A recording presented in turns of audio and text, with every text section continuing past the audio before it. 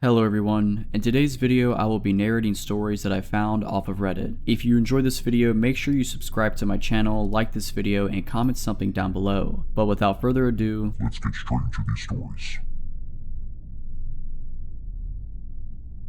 When I graduated from college and got my first job, I was thrilled to move into my own place. I found a cozy apartment in an older building, the rent was within my budget, and the area was reputed to be safe, with the added bonus of being close to work. The building had 4 floors. I lived on the 3rd floor, and below me there was a similar apartment that had been vacant for a while. A month after moving in, the landlord informed me that the 2nd floor apartment had been rented out. The first time I met my new neighbor, I was coming back from work. He introduced himself as Greg. He was a tall man with a scruffy beard and intense, searching eyes. He greeted me with a warm smile, which didn't quite reach those eyes. "I'm right below you," he said, pointing towards his door. "If you ever need anything or if I'm too loud, just let me know." I smiled and thanked him, thinking how considerate he was. Over the next few weeks, I'd occasionally bump into Greg in the hallway or the parking lot. He'd always stop to chat, asking about my day, my work, my family. Initially, his interests seemed friendly, but after a while, his questions became oddly specific. He'd ask about my routine, my friends,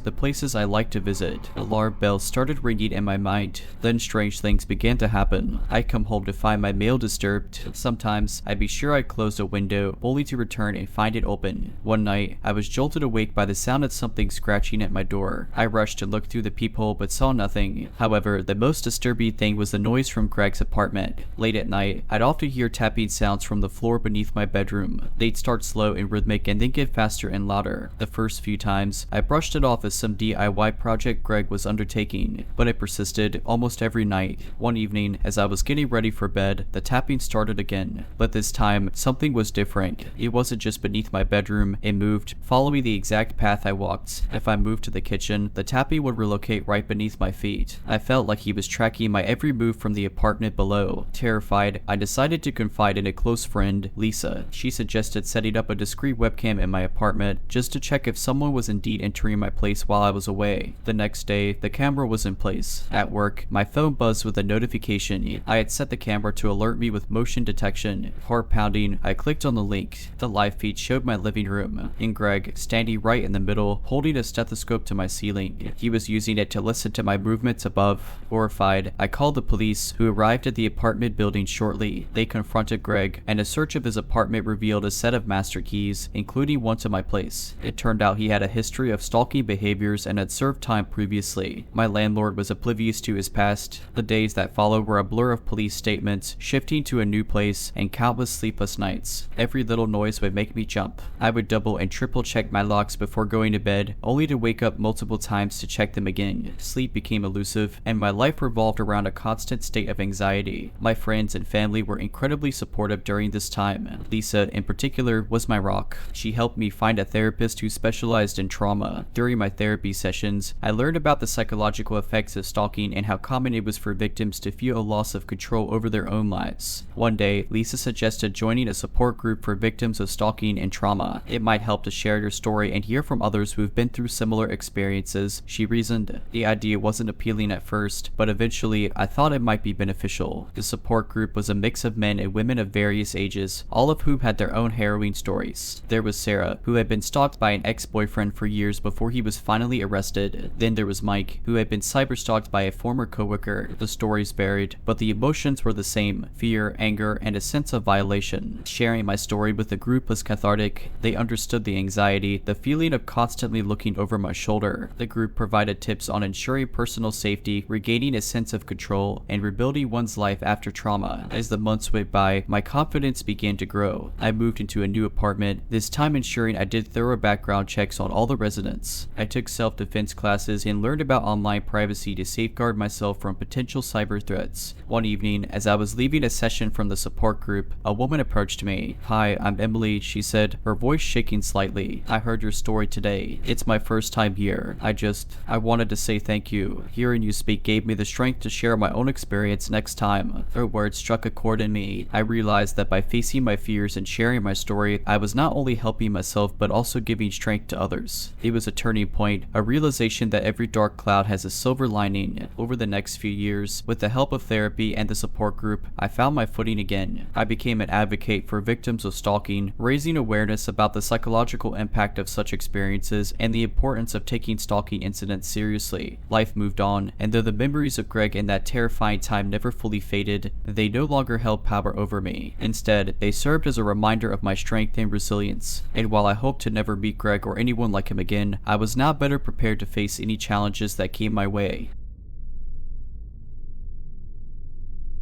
The city park, with its vast landscapes and bustling crowds, had always been a safe haven for me. After long hours at the office, I would make my way there to sit on a particular bench and read a book, letting the natural surroundings wash away the stresses of the day. One Friday evening, I was engrossed in a thriller novel. The sun had set, casting a dim hue around the park, the shadows growing longer. Most regulars had left, replaced by couples taking evening strolls or joggers on their last lap. I was so deep into my book that I didn't notice the man who had sat down on the other end of the bench. He looked to be in his late 40s, wearing a tattered coat and a dirty hat pulled low, concealing most of his face. He reeked of alcohol and stale cigarettes. For the most part, he just sat there, mumbling to himself and occasionally chuckling. Feeling uneasy, I marked my page, intending to leave. But as I started to get up, he turned to me. "Nice night, isn't it?" he rasped, trying to be polite. I nodded, murmured an agreement, and began walking away. I had barely taken 10 steps when he called out, "You shouldn't be alone here, miss. Not safe." The tone, more than the words, sent a chill down my spine. Picking up my pace, I tried to convince myself that he was just a harmless drunk. But when I glanced back, I saw him following, his gait uneven but determined. Panicking, I decided to head towards the more populated side of the park. My heart raced as I heard his footsteps growing louder, and I realized he was now running. A quick look around showed that the park, which was usually filled with laughter and people, was eerily silent, save for the soft crickets and our echoing footsteps. I thought about calling out, but who would hear me? Instead, I dug into my purse and found my phone. Dialing 911, I started narrating my situation in a hushed tone, all the while power walking toward the exit. The dispatcher told me to stay on the line and head to a more populated area, assuring me that police were en route. Suddenly, from a nearby pathway, a group of teenagers on bikes appeared. Seizing the opportunity, I yelled out to them, explaining that I was being followed. They instantly formed a protective barrier around me, with 2 of them trying to confront the man. Startled by this sudden interference, the man halted, raising his hands in a mock surrender, muttering about just wanting to chat. But his eyes, dark and unyielding, told a different story. The police arrived minutes later,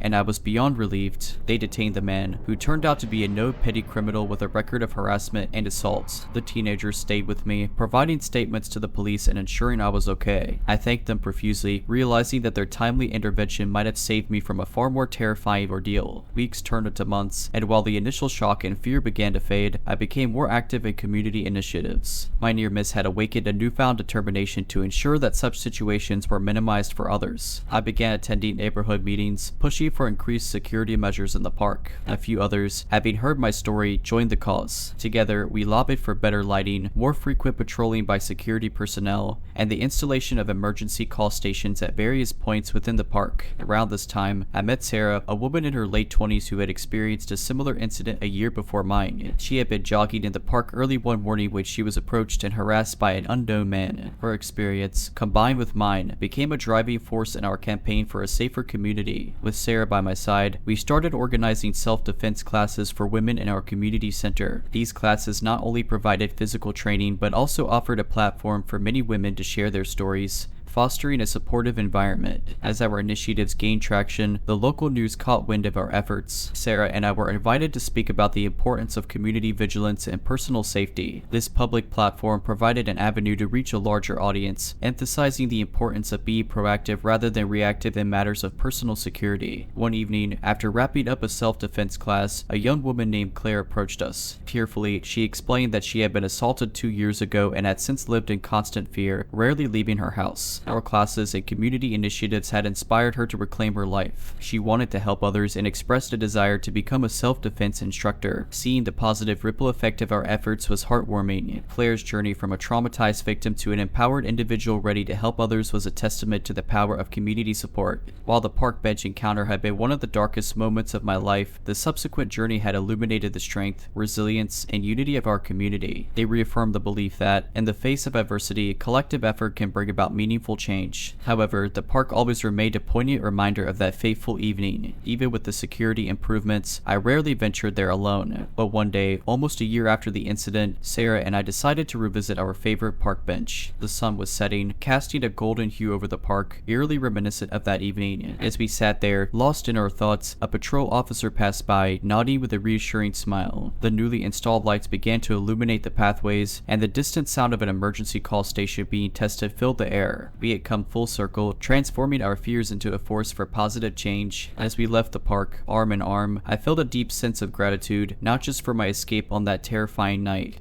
but for the journey of empowerment and community building that had followed. That bench, which had once symbolized fear and vulnerability, now stood as a testament to resilience, community spirit, and the belief that even in our darkest moments, there's an opportunity to shine a light for others. I had just graduated college and moved to the city, taking a job at a prominent marketing firm. The job was exciting but demanding, often requiring late nights at the office. The adrenaline of young ambition often pushed me to burn the midnight oil. One particular Thursday, I was running through a presentation scheduled for Friday morning. It took longer than I anticipated, and I glanced at the wall clock, 11:53 p.m. I grabbed my stuff in haste, not wanting to miss the last train home. As I entered the subway station, I was grateful to find it wasn't completely deserted. A few stragglers like myself hurried about. I boarded the train, selecting a seat near the door for an easy exit. The car had a smattering of passengers, a weary-looking nurse, a college kid with earbuds, an elderly man who seemed lost in his memories, and a few others. A couple of stops in, a man boarded. He was tall, gaunt, with a greasy mane of hair. His coat, which had seen better days, had stains that I couldn't quite identify, but what unsettled me were his eyes, unnaturally blue and piercing. He scanned the train, and despite several empty seats, chose the one directly opposite mine. I buried my nose in my book, trying to avoid eye contacts, but I could feel him staring. Each time I dared to glance up, his gaze was locked onto me. It wasn't just uncomfortable, it was unnerving. The weight of his attention felt almost physical. At the next stop, the college kid and the nurse exited, leaving just a handful of us in the car. The man took this opportunity to shift closer to me. Not wanting to seem rude or paranoid, I tried to continue reading, reminding myself that the city was full of quirky personalities. The following stop approached, and I readied myself to exit, even though it wasn't my stop. But as the doors slid open, the man suddenly sprang to his feet, blocking my path. "Beautiful night, isn't it?" he asked, his voice raspy, almost mocking. Unsure how to respond, I mumbled a vague agreement, trying to sidestep him. He shifted, still obstructing my way, his gaze never leaving mine. The elderly man, who was sitting a few seats away, called out, "Is everything okay over there?" The man's gaze snapped to him, his lips curling into a disdainful sneer. Taking advantage of his distraction, I bolted from the train, nearly tripping in my haste. Emerging into the night, I took a moment to steady my racing heart, but as I made my way to the exit, I heard rapid footsteps behind me. Dare I look back, the echo of those footsteps was growing louder and closer. Panicking, I decided on a risky move. Instead of exiting the station, I circled back and headed towards the opposite platform. I heard a train approaching, and praying it would stop, I sprinted. The footsteps behind me didn't falter. The train pulled in just in time, and I jumped on board, not caring about the destination. As the doors closed, I looked out, half expecting to see the man's haunting blue eyes, but he was nowhere in sight. Relief washed over me, replaced immediately by embarrassment. Had I overreacted? The next day at work, a colleague noticed my exhausted appearance and asked if everything was alright. Hesitantly, I recounted my harrowing experience. She listened, her face pale, and then pulled up a news article on her computer. The article was about a man who had been released from prison a month ago, having served time for several violent crimes. The police believed he was connected to a few recent disappearances in the city, but they had no solid evidence yet. The article was accompanied by a mugshot. The following weeks were a blur. Work was busier than ever, but I found solace in my new routine, waking up early, walking to work, and returning home well before sunset. My colleagues noticed my change in habits, but most respected my desire to keep my reasons private. However, the few that knew about my subway encounter constantly checked up on me. Olivia, a close friend from work, suggested I attend a self-defense class she'd been raving about. Though initially hesitant, I eventually agreed, realizing that it might help rebuild the confidence I'd lost that night. The first session was surprisingly therapeutic. Our instructor, a burly woman named Rosa, preached the importance of intuition, echoing the same sentiment that had saved me.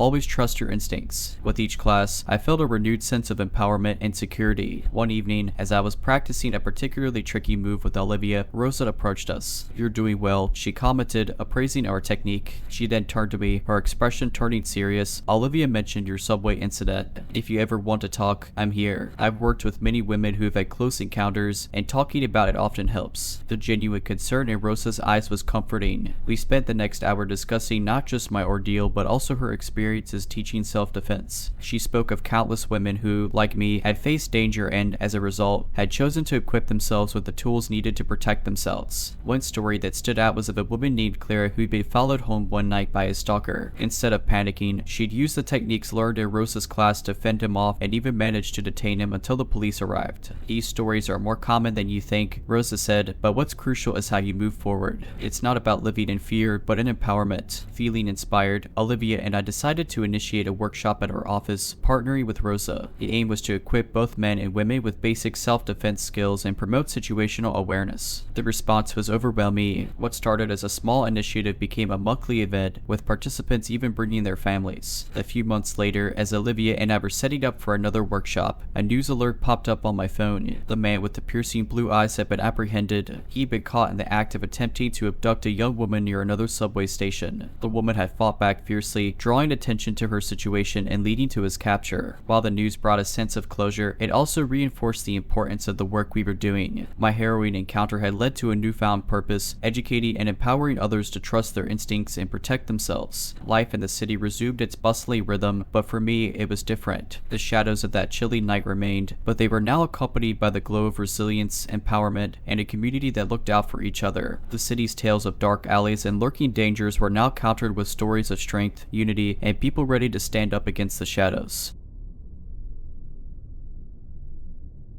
For most medical students in the US, the fourth year marks a series of adventures across the country, interviewing for residency programs in their chosen field. That year, I was 25 and buzzing with anticipation, but one particular trip would forever remind me to always be cautious, even in the most unsuspecting places. My journey began in Boston, heading to Detroit. I had never been to Michigan before and looked forward to the experience. The flight was uneventful, and upon landing, I hailed a cab to take me to a budget motel, the only place I could afford on my student loans. The motel was a 2-story building that had seen better days. My room was on the first floor, facing the parking lot. Inside, the room was dim, with a faint odor of cigarettes, despite the no smoking sign. I unpacked, reviewing my notes for the next day's interview, when there was a soft knock on the door. Standing outside was a man, probably in his 42nd, dressed in a worn-out flannel shirt and jeans. "Hey there," he greeted, a crooked smile forming. "I'm Dave from the next room. Saw you checking in earlier. Here for business." Caught off guard, I responded, "Oh yeah, here for an interview." Dave's eyes seemed to linger a bit too long. "Medical student, right? I've seen a few of you guys here before. Got any plans tonight?" Feeling uneasy, I replied, "Thanks, but I'm resting tonight. Big day tomorrow." Dave nodded, still smiling. "Well, if you need company or anything, just knock." "Sure," I replied, closing the door gently. I added the chain lock for good measure. Shrugging off the odd encounter, I settled into bed, setting an alarm for 6 a.m. As I began to drift off, I was jolted awake by a tapping sound. Peeking through the blinds, I spotted Dave sitting on the hood of his car, staring at my window and tapping a metal rod against his shoe. I pulled back, heart racing. "Just ignore him," I whispered to myself, hoping he'd get bored and leave. The tapping continued intermittently for what felt like hours before it finally stopped. Exhausted, I fell into a restless sleep.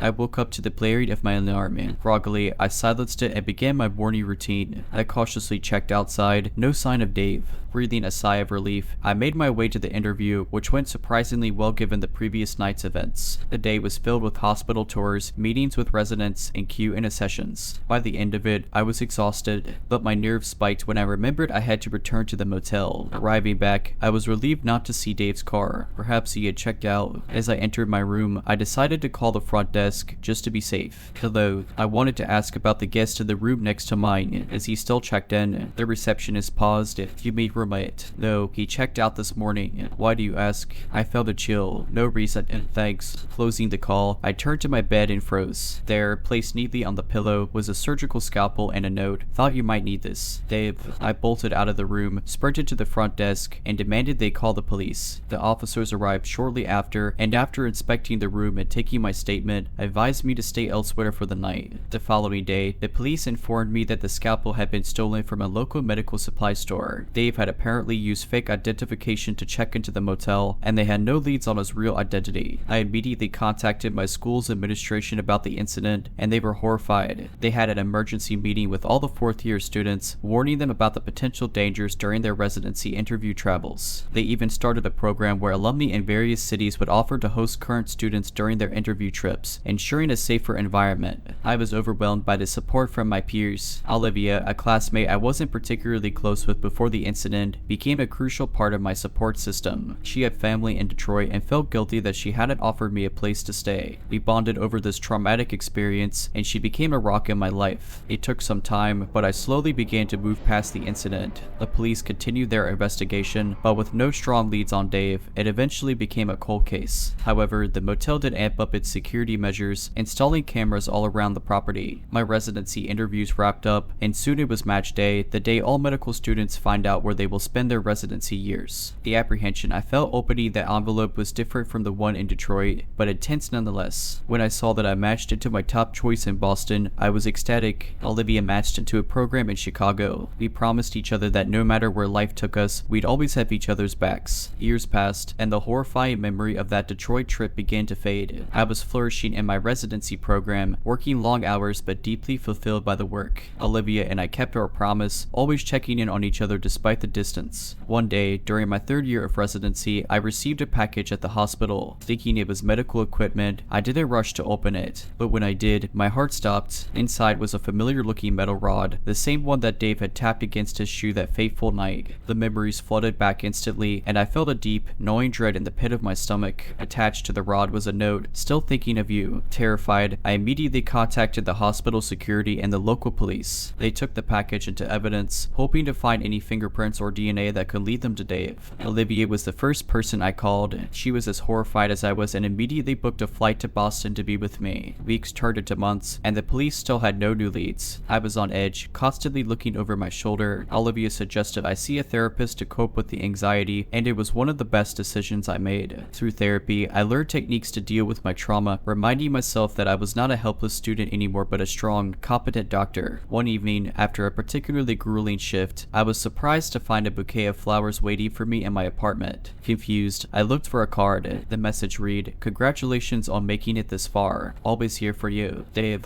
This was the last straw. I couldn't live in fear anymore. I decided to hire a private investigator, hoping they could uncover something the police missed. The investigator dove deep into the case, combing through security footage, motel records, and even tracking down previous guests who had stayed near room A. Weeks later, he called me with surprising news. He had traced back a pattern of incidents similar to mine, targeting female medical students. Each incident was in a different city at a different motel, but the descriptions of the man were eerily similar. The investigator believed that this man, Dave, was moving from city to city, specifically targeting medical students. It seemed that he had an obsession or grudge against female medical professionals. With this new information, the police reopened the investigation. A nationwide alert was sent out to all medical schools, warning students and urging anyone with information to come forward. The power of the medical community was evident. Tips and stories began pouring in from all corners of the country. And then, a break in the case, a motel manager in Nashville recognized the description of Dave and provided security footage of him checking in. The manhunt was on. Within days, with the combined efforts of several state police departments, they located and arrested Dave in a small town in Ohio. As it turned out, he had a deep-seated resentment towards the medical profession due to a botched surgery that left him in chronic pain. Though it was a relief knowing he was behind bars, the trauma left a lasting impact on me. I became an advocate for the safety of medical students on the interview trail, launching initiatives to ensure no one would have to face such terror again. Olivia and I continued our close bond, always reminding each other of the strength we drew from that harrowing experience. The dark chapter of Dave was behind us, but its lessons on vigilance, community, and resilience would stay with us forever.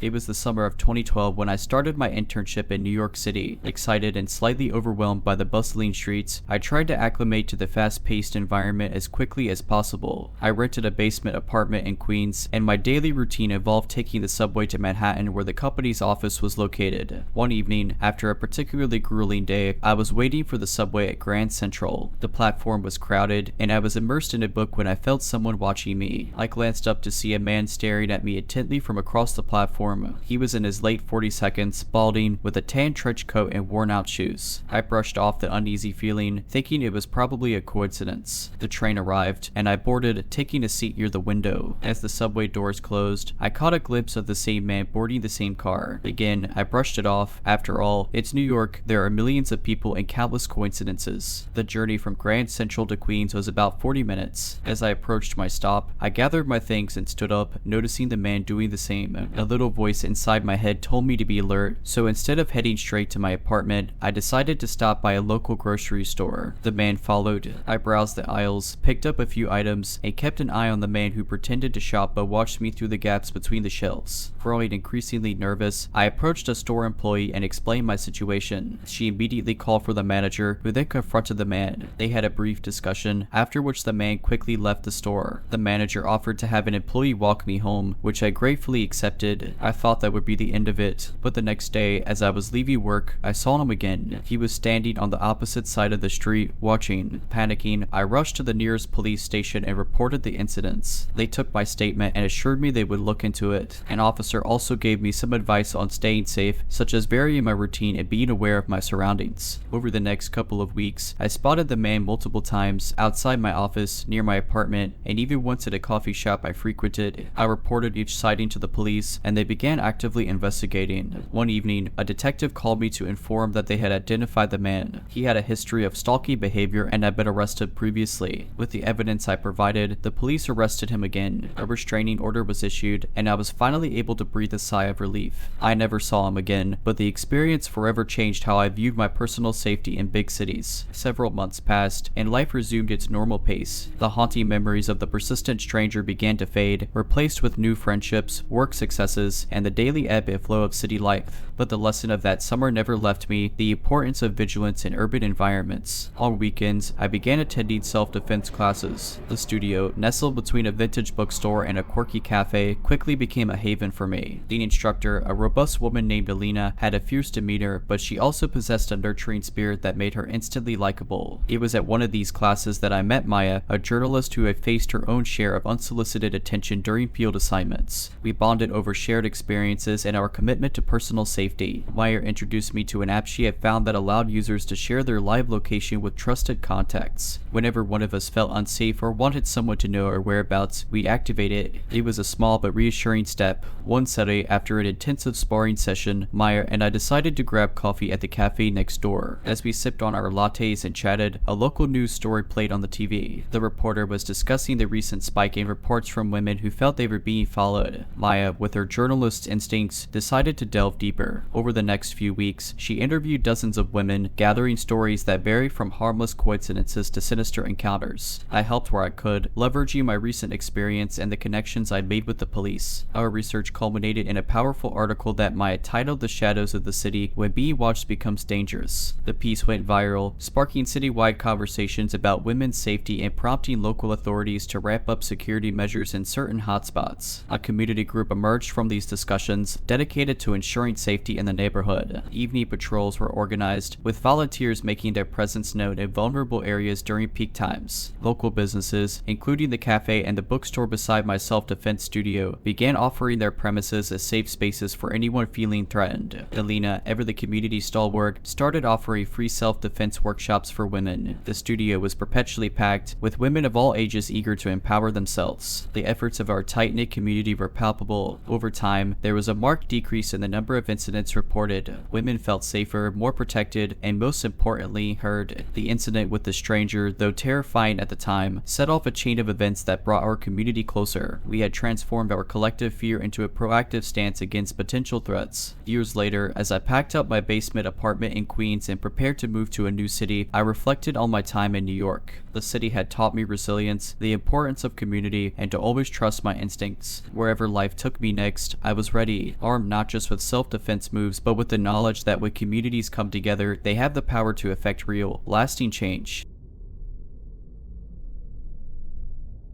I had moved to my apartment complex in downtown Austin about 2 years ago. The convenience of being within walking distance to work and local cafes was unbeatable. Every morning, I'd take the same route, walking past the same stores and coffee shops, waving hello to the familiar faces, and just reveling in the beauty of my urban routine. The thing about routines, though, is that they make you predictable. It started with the notes. One evening, I came back to find a small crumpled paper under my door. "You look nice today," it read. At first, I thought it was just a harmless note, perhaps from a secret admirer or a neighbor trying to be friendly. But the notes continued, growing more detailed and intimate. "Loved how your hair looked in the wind today," one read. Another said, "You should wear that blue sweater more often." Concerned but not wanting to overreact, I decided to adjust my schedule, leave for work at different times, and even take different routes. That's when I started to notice him. A tall man, always wearing a baseball cap, and consistently in my peripheral vision. It was Ari. I'd never seen his face entirely, but he was always there, watching. One evening, as I was heading back from a late dinner, I noticed him again. The streets were more deserted than usual, and my heart raced as I quickened my pace, the echo of his footsteps mirroring mine. Panicking, I ducked into a bookstore I often frequented, hoping to lose him amongst the aisles. Mary, an elderly woman who owned the store, noticed my distress and approached. "I think someone's following me," I whispered to her. Her face grew concerned, and she immediately guided me to the back of the store, out of view. About 10 minutes passed, which felt like hours. Peeking out, I couldn't spot him. With Mary's insistence, I decided to call the police. 2 officers arrived shortly and took my statement, but without any clear evidence or a description of the man, there wasn't much they could do. They did, however, offer to patrol the area and ensure I got home safely. A few days passed without incident, but the feeling of being watched never left me. I began second-guessing every decision, became more withdrawn, and my once-loved routine became a source of anxiety. One day, as I was going through my old yearbooks, a memory hit me like a ton of bricks. Back in high school, there was a guy, Jake, 2 years my senior. He had developed an unhealthy obsession with me, always staring from a distance, leaving notes in my locker, and even following me home once. The school had intervened, and he was expelled. It was an incident I had pushed to the recesses of my mind. Curious, I decided to look Jake up on social media. After a few clicks, I stumbled upon his profile, and my blood ran cold. There he was, older now but unmistakably Jake, and his latest post was a picture of a baseball cap.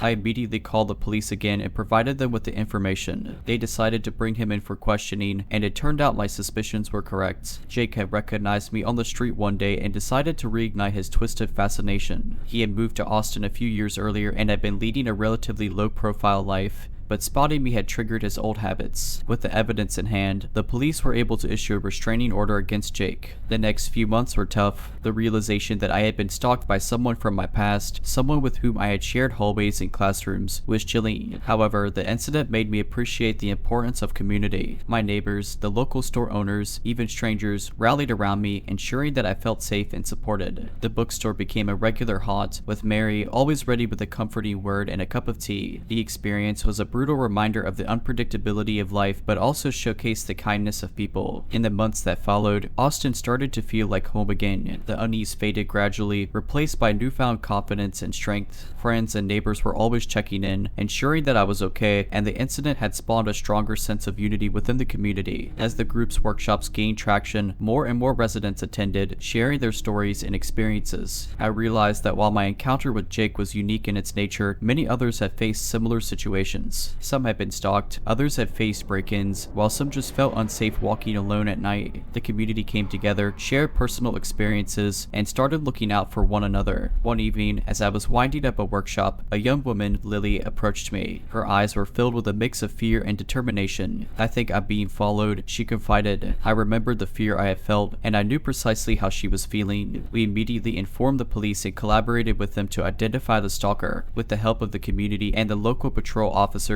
we were able to catch the man in question. It turned out he was a repeat offender who had just been released from prison and had taken to his old habits. Lily was grateful, and I was reminded once more of the importance of community vigilance. Lily and I formed a close bond after that incident. We became each other's pillar of strength. She joined our community safety group, and together we initiated several projects, including safety walks for women, self-defense classes, and a helpline for those who felt threatened. Over the next year, crime rates in our neighborhood decreased significantly. Local local businesses pitched in, sponsoring events, and offering rewards for community members who actively contributed to making Austin safer. As for me, life returned to a semblance of normalcy. My daily routine was almost the same, but with one difference: I now walked with an extra spring in my step, knowing that I was not alone, that I was part of a community that cared, watched out for each other, and wouldn't let darkness overshadow the light. Jake's memory became just that, a memory, a grim reminder of a chapter in my life that had been challenging, but also transformative. Every now and then, I'd visit Mary's bookstore. We'd sip on tea and chat about everything under the sun. Mary often remarked how the incident had changed me. "You were always strong," she'd say, "but now you shine." And she was right. The ordeal with Jake had taken me on a journey from fear to empowerment,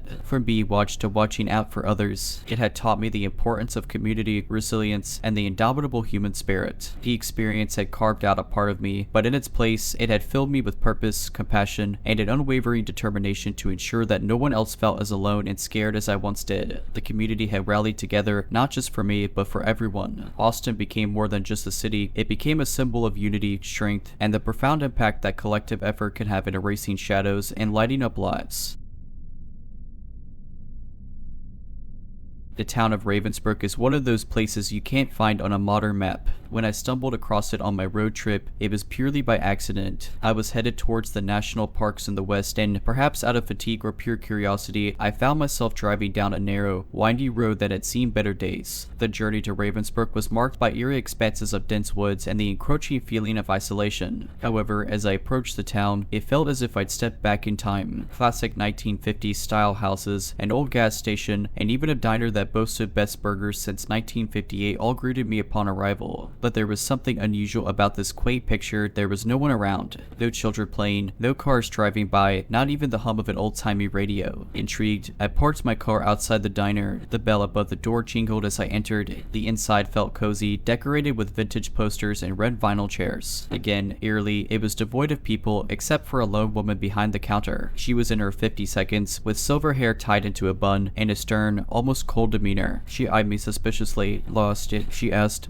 "Just passing through," I responded, trying to sound casual. "Thought I'd grab a coffee." She nodded slowly, pouring me a cup without breaking her gaze. I tried to make small talk, asking about the town's history and why it was so quiet. She said Ravensbrück had seen better days, but people moved on, leaving only memories behind. As I sipped my coffee, I noticed old black and white photographs on the walls. Most depicted happy families and lively town events, but one particular photo caught my eye. It showed a group of children, all around 10 or 12, standing in front of a forest. They were all looking at something or someone off frame, expressions of terror etched into their young faces. Feeling a chill run down my spine, I asked the woman about it. She hesitated, then whispered, "That's the last photo taken of them before they disappeared. It was the day Ravensbrück changed forever." Curious, I pressed for more details. The woman seemed reluctant, but finally relented. She began telling the tale of a man named Nathan, who had once lived on the outskirts of town. Nathan was a recluse, known to wander the woods, and was often the topic of local gossip and children's ghost stories. One summer day, the children in the photograph had decided to venture into the woods, chasing after legends of hidden treasures. But as evening fell, they didn't return. Search parties were formed, and the townspeople combed every inch of the forest. Nathan was found at a clearing, surrounded by symbols drawn in the dirt and muttering incoherently. The children, however, were never found. The town turned on Nathan, blaming him for the children's disappearance. Without a trial, he was locked in an old barn and left to meet a grim fate. Since that day, the once vibrant town of Ravensbrück began its slow descent into quiet despair. "The town's been cursed ever since," the woman murmured. "Every few years, someone disappears. And every time, the same symbols found around Nathan appear somewhere in town." I felt a cold dread as she continued, "You do well to leave before nightfall." I quickly paid for my coffee, thanking her for the story. As I left, she called out, "Stay on the main road and don't venture into the woods." Driving away from Ravensbrück, the sky darkened. Despite the early hour, it felt as if night was rapidly descending. Suddenly, my car sputtered and died, leaving me stranded on that old, windy road. Panicking, I tried the ignition multiple times, but it was useless. In the distance, I heard a soft, childlike giggle. My heart raced as I locked the car doors. The giggles grew louder, turning into multiple voices whispering and laughing. Then, in my headlights, symbols began to appear on the road, drawn as if by invisible hands. Remembering the woman's warning, I decided to abandon the car and run. I didn't know where I was going, but I knew I had to get away. The voices voices grew louder and more sinister as if they were right behind me. My lungs burned, and my legs felt like lead, but fear propelled me forward. After what felt like hours, I saw lights ahead. Gasping for breath, I stumbled onto the main road, and to my immense relief, a trucker pulled over. He saw my panicked state and let me in without a word. As we drove away, I glanced back at the woods. For a split second, I saw figures of children standing at the edge, with Nathan looming behind them. The trucker dropped me off at the next town. I thanked him profusely, still in shock. He just nodded, mentioning that he had heard stories of Ravensbrück but never believed them. It took days to recover my car, and when I did, those eerie symbols were etched onto every window. I sold the car immediately and took a flight back home, leaving the West behind. My friends and family could tell that something had deeply affected me, though I never shared the full story, believing they might dismiss it as a hallucination or stress-induced fantasy. One evening, after a particularly rough day at work, I decided to distract myself with some online research about Ravensbrück. The web yielded very little. There was no Wikipedia page, no travel reviews, not even a ghost story site mention. It was as if the town had been completely wiped off the face of the internet. However, buried deep in the search results, I stumbled across an old forum. The title read, Ravensbrück, the Cursed Town. There were a handful of entries, most of which were users sharing third or fourth hand stories, but one post, dated just a week back, caught my attention. I was there. It began. The user described an experience eerily similar to mine. The isolated town, the vintage diner, the ominous woman with silver hair, and the haunting photograph of terrified children. Their encounter ended with a car breakdown, ghostly voices, and a narrow escape. The story ended with the line, and every night since, I feel like they are watching, waiting. Chills ran down my spine as I read it. I quickly replied to the post, sharing a condensed version of my experience and asking if we could connect privately. Within minutes, a message notification popped up.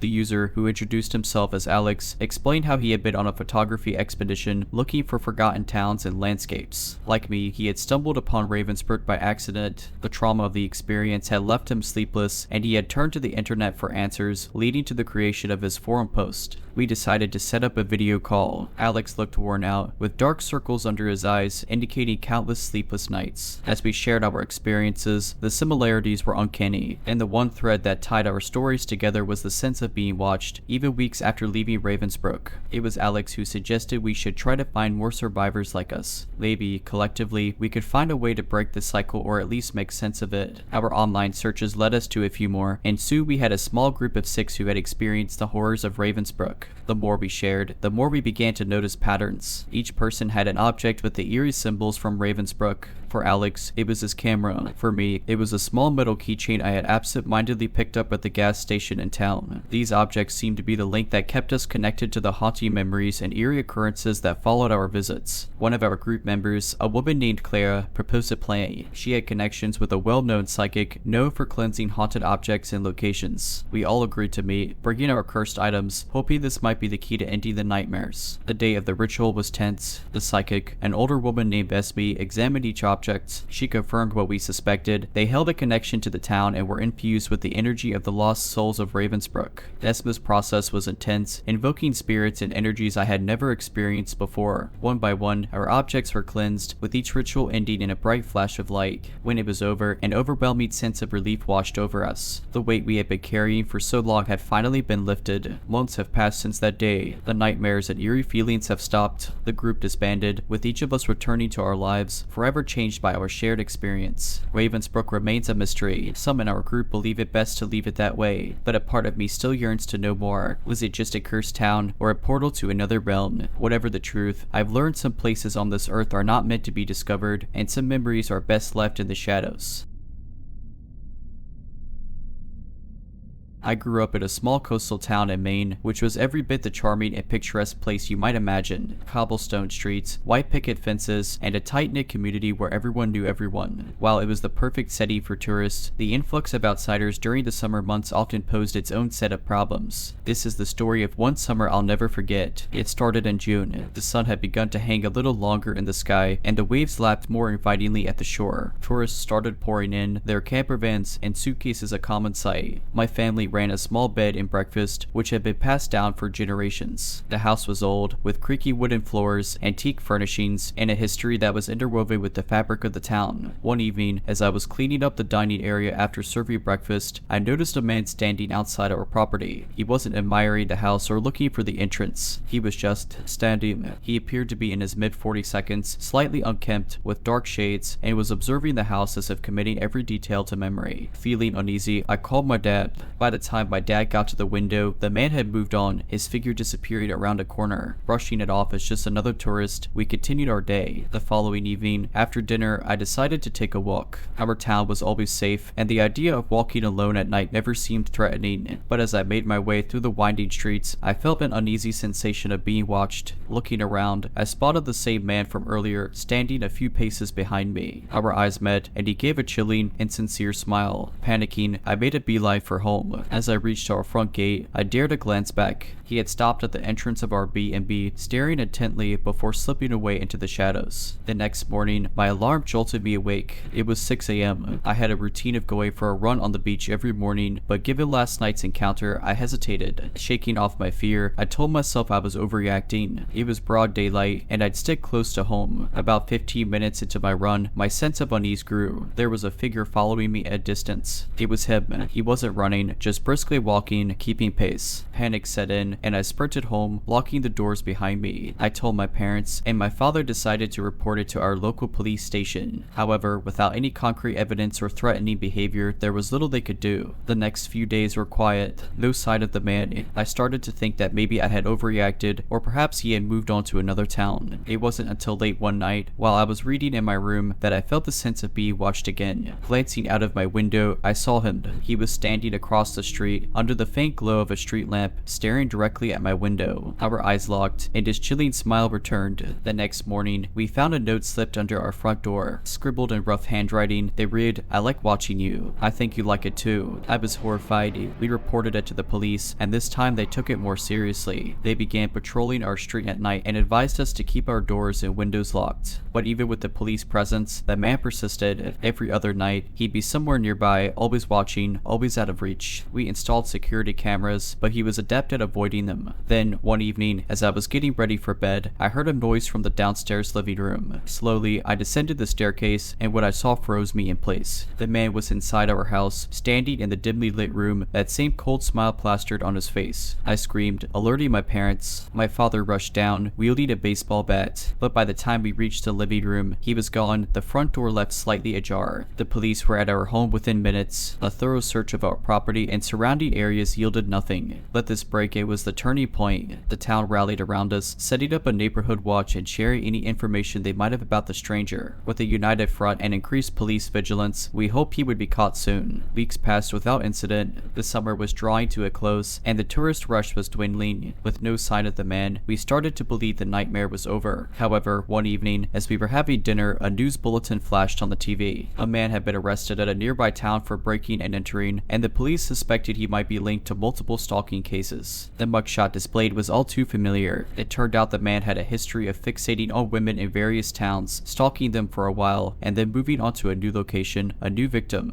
Our small town was just his latest stop. For a while after the man's arrest, life in our quaint coastal town slowly began to regain its charm. Tourist season ended, and the warm hues of summer transitioned into the crisp golden palette of fall. The streets grew quiet, the beaches empty, and life became that gentle lull that we were so used to. However, the memory of that summer cast a long shadow. As much as I tried to push the events to the back of my mind, they lingered. Every creak of the floorboards, every unexpected knock on the door would send my heart racing. Nightmares became a frequent visitor, with visions of that man's haunting smile appearing as I slept. My parents, noticing the change in my demeanor, suggested counseling. I was initially resistant. The idea of foretelling the events, reliving the fear, seemed counterproductive. However, the more I thought about it, the more I realized I needed to confront my fears to move past them. I started seeing Dr. Shaw, a local therapist renowned for her work with trauma victims. The first few sessions were tough. Tears flowed freely as I recounted the events, but Dr. Shaw was patient, guiding me through the process, helping me identify triggers, and teaching me coping mechanisms. In the midst of my therapy sessions, I found an unexpected source of solace, my community. Word had spread about what I was going through, and the outpouring of support was overwhelming. Neighbors would drop by with baked goods, friends organized weekend get-togethers, and I even joined a local support support group for people who had experienced trauma. Sharing my story with others and hearing theirs made me realize I wasn't alone in my struggle. One evening, as I was returning from a support group meeting, I received a message from Sophia, an old school friend. She had moved out of town for college and we had lost touch, but she had heard about my ordeal through mutual friends. The message read, "Hey, I heard about what happened last summer. I'm so sorry you had to go through that. It reminded me of something similar that happened here in Boston. Maybe we can catch up. I think talking about it might help both of us." I hesitated, but eventually I agreed. We decided to meet up during the upcoming winter break. Reconnecting with Sophia was like a breath of fresh air. Over coffee, she shared her experience, which had eerie parallels to mine. We bonded over our shared trauma, finding strength in each other's stories. As winter turned to spring and then summer, life continued. With the help of therapy, community support, and friends like Sophia, the wounds began to heal. The nightmares grew less frequent, and the town's charm started to shine brightly once again. Looking back, that harrowing summer taught me a lot about resilience, community, and the human spirit. While I would never wish such an experience on anyone, it shaped me into a stronger, more empathetic individual. It was a testament to the fact that even in the darkest moments, with the right support, one can find their way back to the light.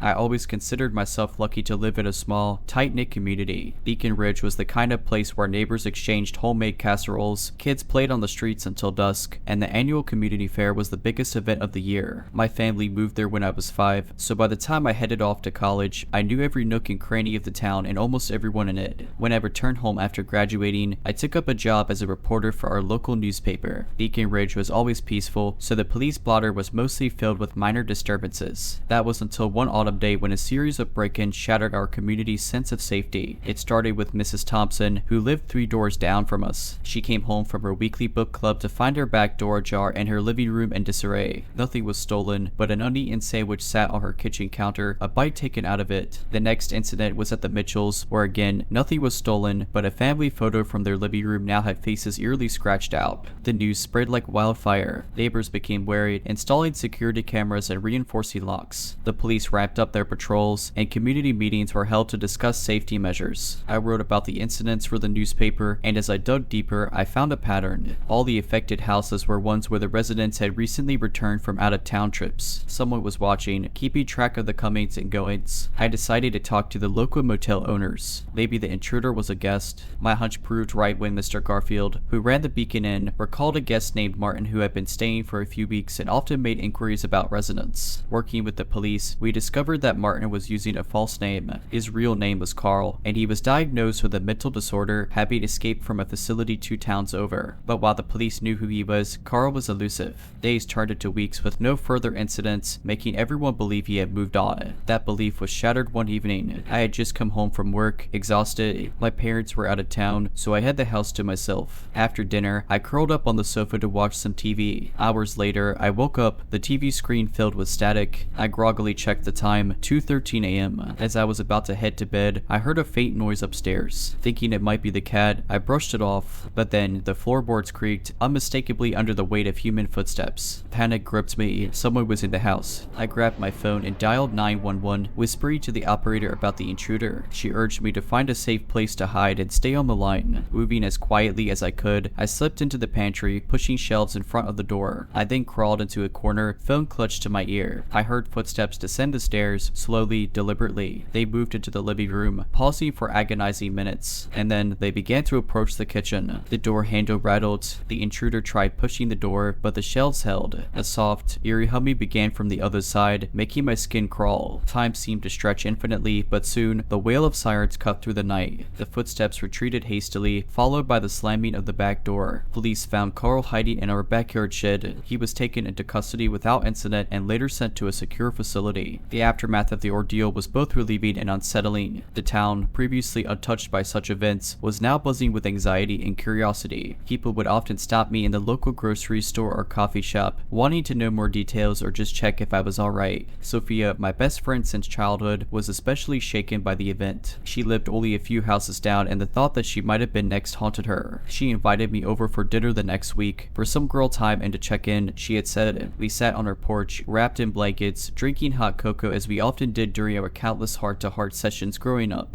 The warm liquid was comforting, as were Sophia's familiar stories and laughter. However, as the night grew darker, we couldn't help but revisit the subject of Carl. Did you ever see him around town before? Sophia asked, her fingers nervously playing with the handle of her mug. I thought back, trying to recall if I had ever crossed paths with the man. No, not that I can remember, I replied. But then again, he was good at blending in. Sophia nodded, deep in thought. It's just so strange. I mean, why big and rich? Why us? We may never know, I responded, thinking of all the research I had done for my articles. Carl's past was enigmatic, and aside from his recent escape, not much was known about him. As the weeks passed, the terror of that night began to fade, replaced by the mundanities of daily life. Sophia and I took self-defense classes together, and there was a noticeable increase in security system installations in Beacon Ridge. Community meetings were more frequent, and neighbors made a concerted effort to check in on each other. In a way, Carl's intrusion had inadvertently strengthened the bond of the community. The annual Beacon Ridge Fair that year had the highest turnout in its history. Residents young and old came together, not only to enjoy the festivities, but to stand united against the fear that had briefly gripped them. Months later, I received a letter at the newspaper office. There was no return address, only a hastily scrawled message. You were lucky. So the chill ran down my spine. I immediately contacted the police, who confirmed that Carl was still securely detained. They suspected it was a prank or an attempt to rattle the community once more. But even with that reassurance, the shadow of that night lingered. I often found myself double-checking my logs or glancing over my shoulder on my evening walks. Beacon Ridge had lost a bit of its innocence, but in its place grew a resilience and unity that made me prouder than ever to call it home. Sophia and I often talked about that turbulent time, reminding ourselves of the importance of community and friendship. The events had shown us that even in the darkest moments, the combined strength of a close-knit community could shine the brightest. However, as years went by, the ordeal became a distant memory, a story to be told to newcomers and younger generations. But for those of us who lived through it, it served as a constant reminder of the fragility of safety and the importance of unity. Beacon Ridge wasn't just a town, it was a family, and families stick together no matter what. I've lived in my apartment for about 3 years now. It's one of those modern complexes with security features and supposedly safe surroundings. You swipe a card to get into the building, there's a concierge desk, and we even have a tiny gym. It's not luxurious, but it's been my haven, my little piece of sanctuary. Until last winter, every morning, like clockwork, I'd leave for work at 7:45 a.m. I'd take the elevator down from the 9th floor to the lobby, say hi to Derek at the concierge desk, and step out into the brisk morning air. This routine had never been disrupted. Until one morning in December, it began subtly. I started finding small, innocent enough notes in my mailbox. The first one read, "I like your blue coat." That's it. No name, no other message. I shrugged it off, assuming it was a misplaced note meant for someone else or perhaps a prank from a neighbor. Then, the notes grew more frequent and specific. Your hair looked nice today. You seemed tired this morning. Rough night. New perfume. It smells sweet. My comfort started to waver. The handwriting was always the same, a hurried scrawl, as if the person didn't want to spend much time writing it. I thought about mentioning it to Derek or maybe even the police, but what would I say? That someone's leaving me unsettling compliments. One evening, when returning from a night out with friends, I noticed something off. My front door was slightly ajar. Panic surged. I pushed the door open with the tip of my boot, my heart in my throat. My apartment was a mess. Drawers were pulled out, their contents spilled,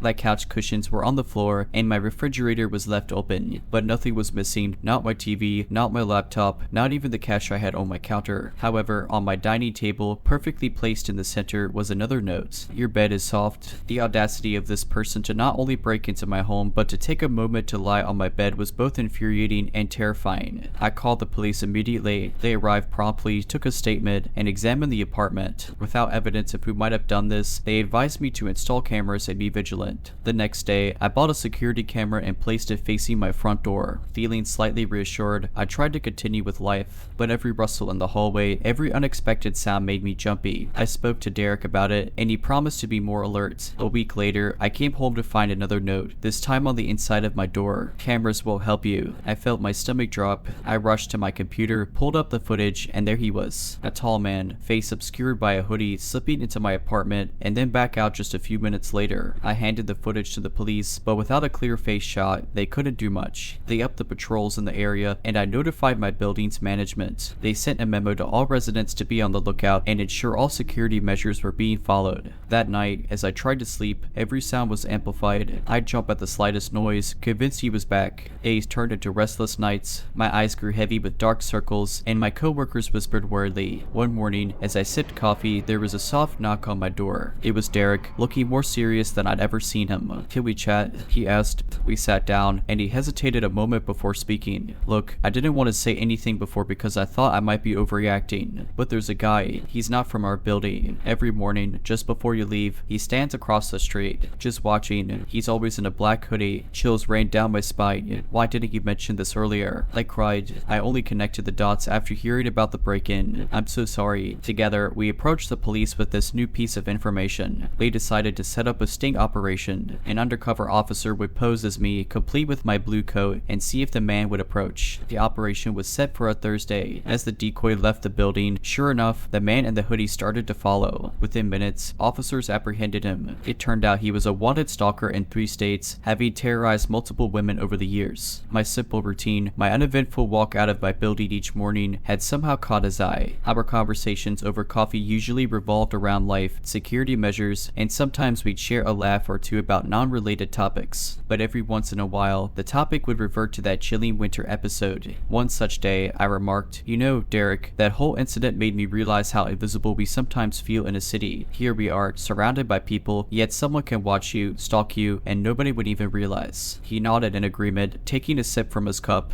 "It's a double-edged sword, really. The anonymity of a city can be comforting, but sometimes it can also be a cloak for those with darker intentions." There was a brief pause, the weight of our experiences hanging in the air. But then Derek, always the one to find a lighter note, chuckled. "You know, the new complex I'm working at is state-of-the-art security. Biometrics, face recognition, the whole 9 yards. I feel like I'm working in a spy movie." I laughed. "Well, James Bond, let's hope you never have to deal with a hoodie guy sequel." He raised his cup in a mock toast. The safer days and technology outsmarting the creeps. Months passed, and life found a new rhythm. I immersed myself in work, picked up new hobbies, and even started attending group therapy for survivors of stalking and similar traumas. It was there I met Ava, a vibrant woman with a heart-wrenching story of her own. We clicked instantly and became pillars of support for each other. One evening, Ava and I sat on my balcony, the golden hues of the sunset painting the sky. She looked at me, her eyes reflecting a mix of pain and hope. "You know, these incidents, as terrifying as they are, they change you, but not always for the worse. They make you stronger, more resilient." I nodded, holding back tears. "They teach you to value peace, safety, and the genuine people around you." We sat there in silence, finding solace in each other's company, cherishing the newfound security in our lives. The city buzzed beneath us, alive and pulsating, a reminder of both the shadows and the lights that coexisted within it. But as days turned into weeks and weeks into months, the memories began to fade. Not entirely, but enough to let the healing process truly take over. It was a testament to the resilience of the human spirit, the ability to face adversity and come out stronger on the other side. While I could never forget those dark winter days, the spring that followed was a symbol of renewal and hope.